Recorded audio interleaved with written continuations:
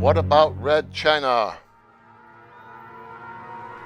China, the huge country bordering Russia on the south, was taken over by the communists in 1949.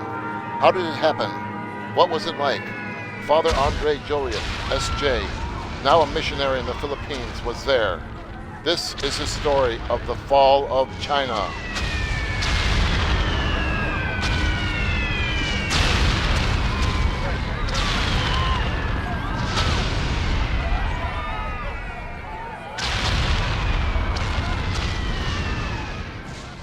My story must begin with the Japanese attack on China in 1937.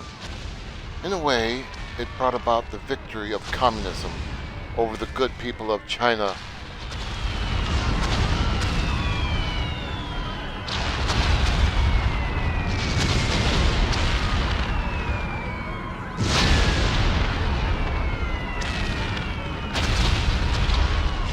At that time, a civil war was being waged in China between a small Chinese Communist army and the loyal soldiers of Chiang Kai-shek.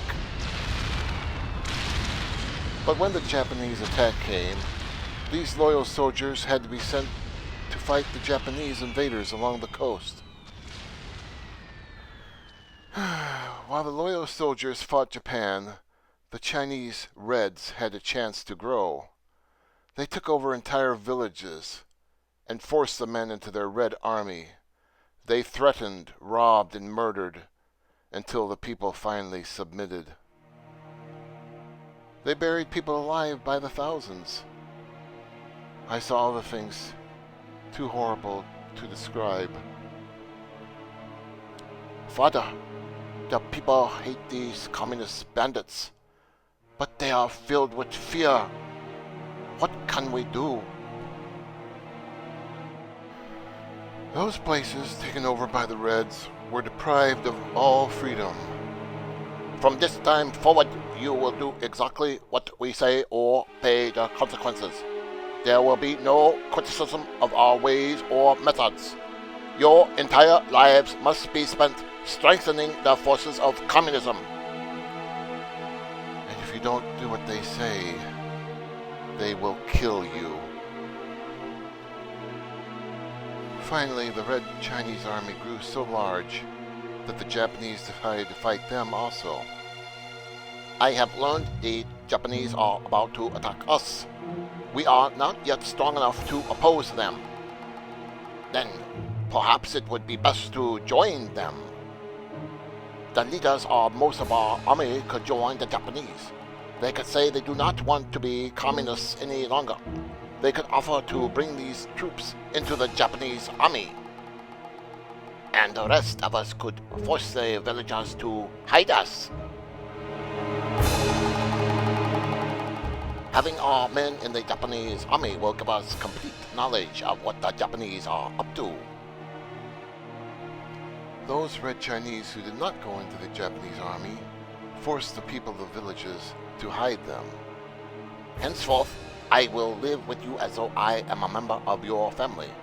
If you tell the Japanese I and the other communists are hiding in this village, we will have you punished.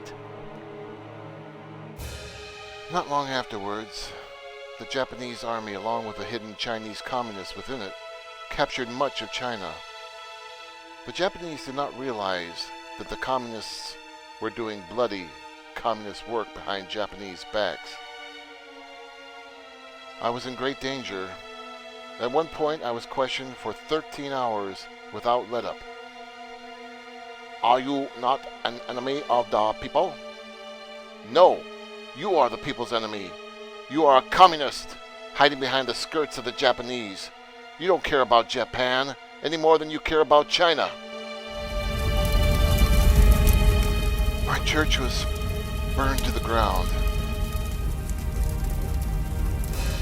Many in my congregation were murdered when I protested. It was necessary to execute this parishioner of yours because he was hiding ammunition in his home. Your communist soldiers hid the ammunition in there and then discovered it so that another anti-communist would be sentenced to death. Finally, in 1945, Japan was defeated by U.S. and loyal Chinese soldiers. "Father, the Japanese have lost the war. They are leaving our country." Thank God for that. Perhaps the loyal soldiers will now be able to defeat the communists. But this was not to be. Russia gave huge supplies to the Red Chinese Army. The Civil War, which had been interrupted by the Japanese invasion, continued. There was heavy fighting between the Red Chinese and the loyal soldiers.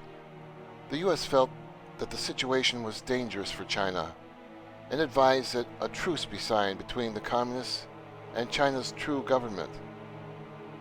Chiang Kai-shek agreed to do so. It was the beginning of the end. "Father Joliet, what brings you to southern China?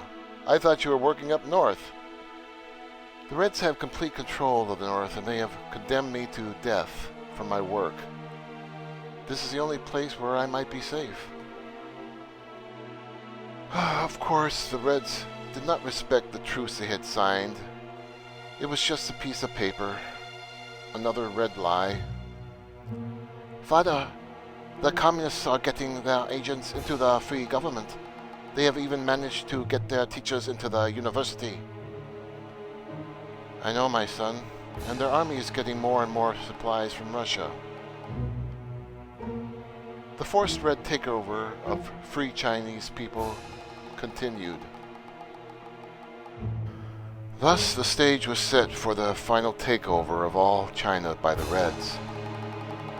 They had a larger army and a huge flow of supplies from Russia. The loyal soldiers of Chiang Kai-shek were outnumbered and outgunned. "But why must you leave our country now, Father, when we need you most?" "My superior knows best, my son. He has ordered me to leave so that one day I might return to you. If not, the advancing Reds would kill me." The Red Chinese Army swept down from the north and overcame the loyal soldiers. But Chiang Kai-shek and many of his troops escaped to the island of Formosa.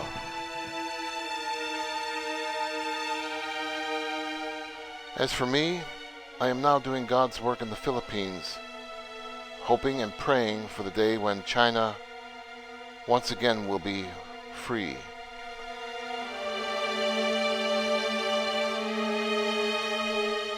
That is my story. I was there. I have only one thing more to say. More than 99% of the Chinese people never wanted communism.